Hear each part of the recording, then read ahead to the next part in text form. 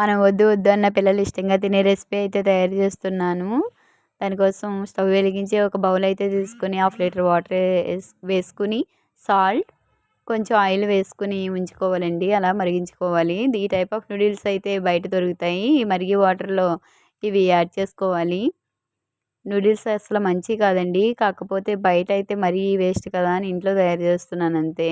మధ్య మధ్యలో ఇలా చెక్ చేసుకోవాలి. బ్రేక్ అయిన తర్వాత వెంటనే అయితే ఒక ట్రైనర్‌లోకి వేసుకొని చల్లటి వాటర్ అయితే వేసుకోవాలండి. లేదంటే మెత్తగా అయిపోతాయి. ఒక బౌల్ తీసుకొని బౌల్ హీట్ అయిన తర్వాత ఆయిల్ అయితే ఏసుకోవాలి 3 స్పూన్స్. దానిలో ఎగ్స్ బ్రేక్ చేసుకొని అయితే వేసుకోవాలి. నేనైతే బౌల్‌లో బ్రేక్ చేస్తున్నాను. బ్రేక్ చేసింది మన క్వాంటిటీని బట్టి మనం తీసుకోవచ్చు. ఎగ్స్ హెల్త్‌కి మంచియే కాబట్టి.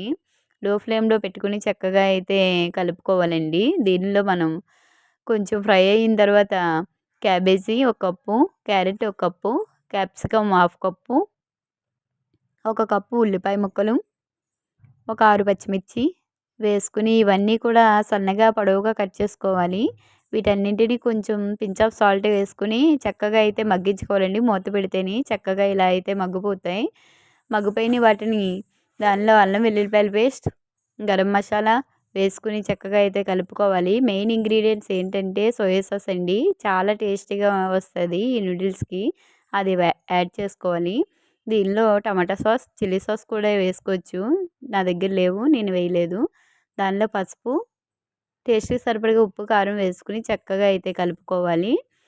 ముందుగా పక్కన పెట్టుకొని బాయిల్ చేసి పక్కన పెట్టుకొని నూడిల్స్ అయితే వేసుకోవాలి. చల్లారిన తర్వాత మాత్రమే కలుపుకోవాలండి. అంతే టేస్టీ నూడిల్స్ రెడీ.